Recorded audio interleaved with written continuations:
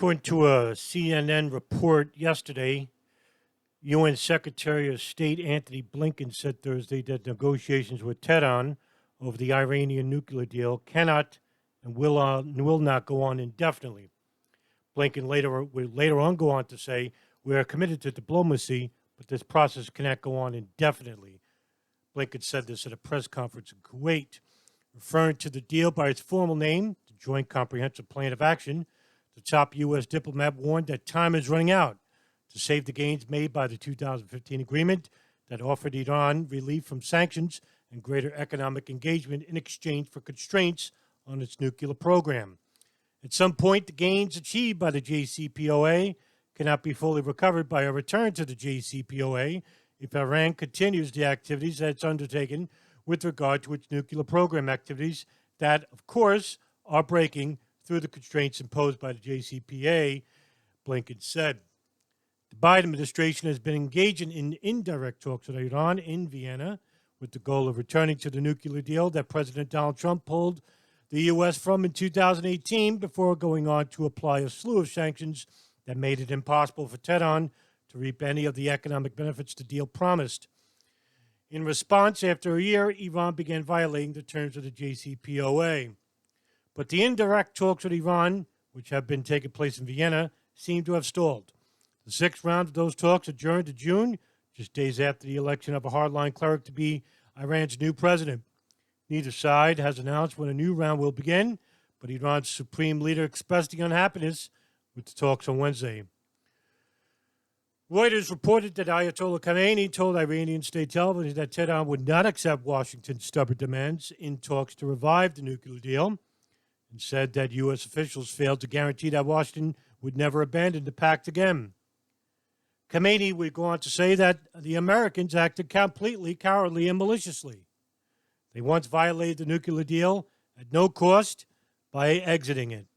Now they explicitly say that they cannot give guarantees that would not happen again. Blinken said Thursday that the ball is in Iran's court. Blinken would also say that, so we look to see what Iran is ready to do or not ready to do. We remain fully prepared to return to Vienna to continue negotiations, but as I said, this process cannot and will not go on indefinitely. Iran's supreme leader, just the day before, called the U.S. stubborn, installed talks in Vienna, and discussed Tehran's missiles and regional influence. Supreme Leader Ali Khamenei's remarks came as his hardline protege, President-elect Ibrahim Raisi, is poised to be sworn in next week as the head of the country's civilian government. Meanwhile, since July 15, 2021, people in dozens of towns and cities in the Khuzestan province, which has a large ethnic Arab population, have taken to the streets every evening to protest difficulties with accessing water in the area. In interviews with state-affiliated outlets, families report the deaths of two men during the protests, while video shared on social media show security officials using firearms and tear gas and shooting toward protesters. On July 21st, the Islamic Republic News Agency reported that a third protester in the city of Liza and a police officer in Taligani city were killed. Unconfirmed reports indicate that the number of deaths and injuries may be higher. Quote, Iranian authorities have a very troubling record of responding with bullets to protesters frustrated with mounting economic difficulties and deteriorating living conditions, end quote, said Tara Spader-Har, Iran researcher at Human Rights Watch. France 24 English would report more on this story. Correspondent Reza Sayah is in the Iranian capital, Tehran, and we can speak to him now. Reza, what's the latest on these protests? These protests have continued for 7 consecutive nights, and they have turned deadly. According to government officials, at least 3 people have been killed. Witnesses in the region report the death toll to be more. As it is often the case here in Iran, it's very difficult to independently verify how many people have been killed and what caused their death. 1, because of a lack of access to the region, and 2, because of the conflicting reports coming from alleged witnesses and government officials. According to those government officials, 2 protesters were shot and killed earlier this week, 2 young men. Another protester was hit by a car and killed overnight Tuesday. This, according to another government official. All of these incidents taking place in Khuzestan province. This is a very oil-rich but drought-ridden and very hot region in southwestern Iran, bordering Iraq and the Persian Gulf. It has suffered through what some call the worst drought in 50 years. There's a lack of drinking water. There have been power cuts. Add to that Iran's battered economy, the unemployment, the inflation, and you have a lot of angry and frustrated people. Over the past few days, we've seen a number of amateur videos posted online showing the protests turning violent, protesters throwing rocks, setting fire to tires. We've also seen in those videos security forces firing their weapons. It's not clear what they're aiming at, but alleged witnesses say it's those security forces who killed those two protesters earlier this week. But government officials say no, it was the protesters themselves who shot and killed those two men. That's a claim that a lot of people who mistrust the Iranian government simply don't buy. One thing is clear, the protests are continuing. A lot of people anxious to see if it continues again tonight. About the market, but Early on this month, Israel and Iran's naval war continues. On June 26, the Iranian embassy in Lebanon wrote a vaguely worded tweet with a picture on an Iranian ship. It said that Iran did not need America's approval to send fuel to Lebanon.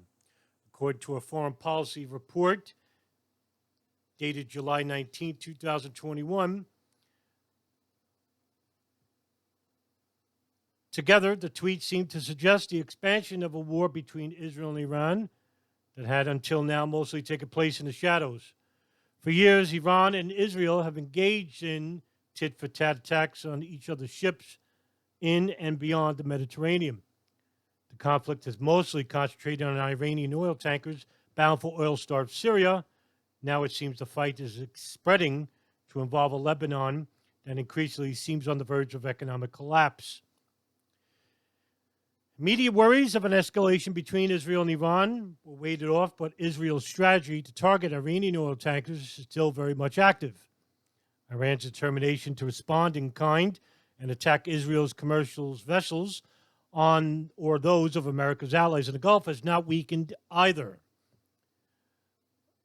Farzan Nadimi, an associate fellow with the Washington Institute for Near East Policy and an expert in the security and defense affairs of Iran in the Persian Gulf region, said technically a ship in international waters cannot be stopped unless it violates international maritime law or unless the flag state allows it.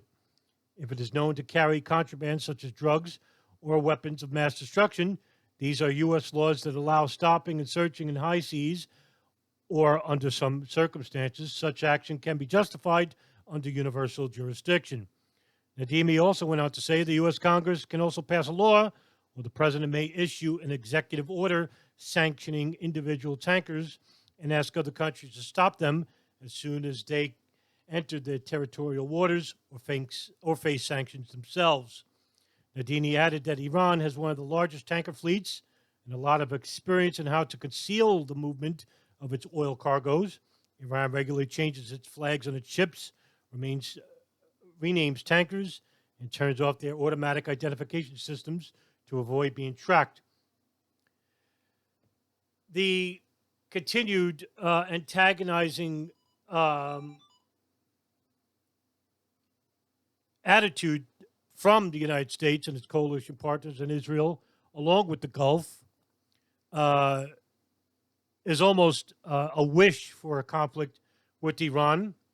The United States, in 2018, under the Trump administration, committed to harsh sanctions on the country, which is leading to multiple protests, economic hardships for the middle class and the working poor. Meanwhile, inside the United States, similar problems have arisen. Protests regarding economic repression for the middle class and working poor, not enough jobs to fill, while lobbyists and their coffers, making millions hand over fist to appease their masters in the Congress. both Democrats and Republicans have failed the American people by instituting draconian policies regarding the NSA, the judicial system, as well as spending hundreds of millions of dollars toward the War Department, leaving the middle class and the poor fighting for scraps, which are the stimulus bills under the COVID-19 pandemic.